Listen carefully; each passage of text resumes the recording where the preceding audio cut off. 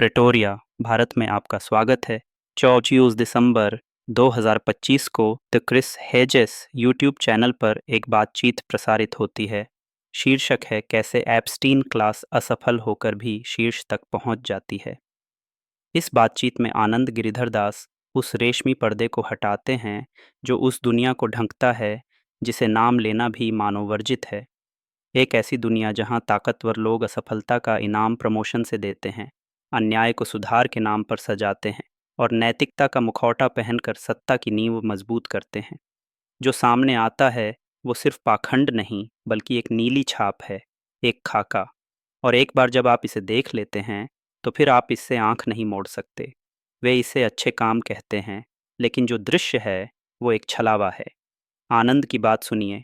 वे भाषणों और सम्मेलनों की चमकदार परत हटा देते हैं और हमें एक ठोस संचालन प्रणाली दिखाते हैं, एक ऐसा अभिजात्य नेटवर्क जो आत्म संरक्षण को दुनिया बचाने की कहानियों में लपेट देता है। एप्स्टीन की ईमेल्स सिर्फ गंदी गपशप नहीं हैं, वे उस वर्ग की झलक हैं जिसकी सबसे बड़ी निष्ठा अपने ही दायरे को बनाए रखने में है।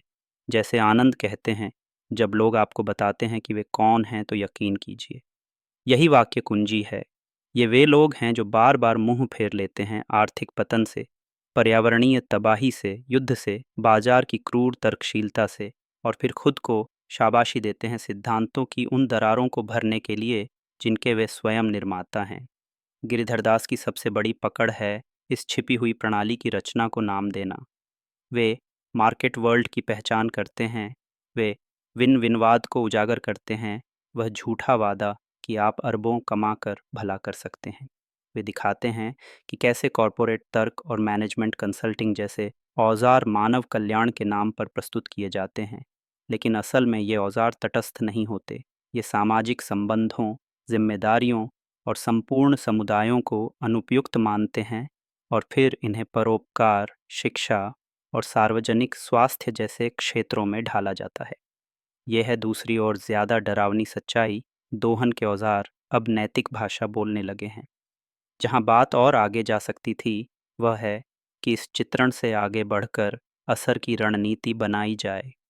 गिरिधर दास दिखाते हैं कि कैसे ताकतवरों की असफलता को इनाम दिया जाता है।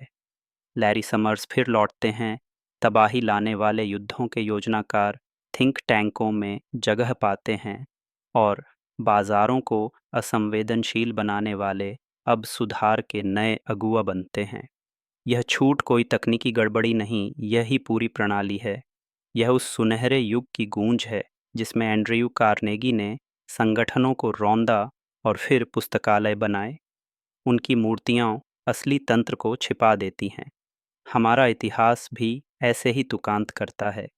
बाजार के शिल्पकारों को नैतिक स्तंभों में बदल देना ताकि उनकी स्थायित्व बना रहे। हेजेस एक ज़रूरी बात पर जोर डालते हैं। वे याद दिलाते हैं कि असली सार्वजनिक समाधान अक्सर अदृश्य होते हैं, सिर्फ इसलिए क्योंकि वे वास्तव में सफल हुए होते हैं। खाद्य सुरक्षा, बिजली की सुविधा, सामाजिक सुरक्षा, ये सब राज्य की उपलब्धियां हैं जो हमारी पृष्ठभूमि में भरोसे की तरह बनी रहती हैं, जबकि कोई ऐप उद्यमी आते हैं और बेघरपन की नई कल्पना के नाम पर वाहवाही लूटते हैं।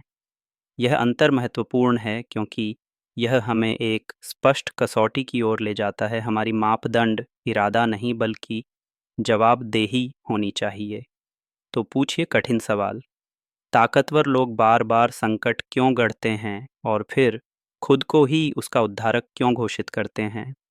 जब नतीजे निजी बना दिए जाते हैं तो लाभ किसका होता है? और वह चुप्पी कौन नियंत्रित करता है जो इस नेटवर्क को बचाए रखती है?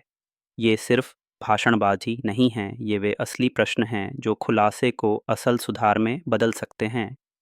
अगर आप सचमुच बदलाव चाहते हैं तो आनंद की मूल बात को स्वीकार कीजिए।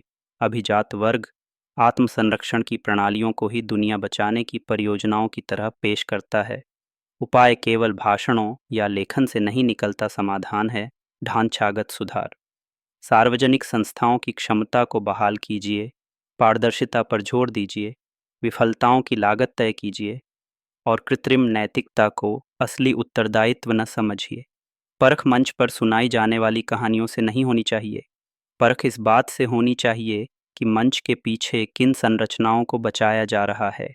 बस इतना ही मेरे दोस्तों। कृपया मेरे चैनल को सपोर्ट करने के लिए लाइक और सब्सक्राइब करें। आप मेरे और कंटेंट को स्पॉटिफाई पर और यूट्यूब पर प्रेटोरिया भारत नाम से पा सकते हैं। फिर मिलेंगे। यह थे स्किपियो अमेरिकानस, प्रेटोरिया भारत की ओर से।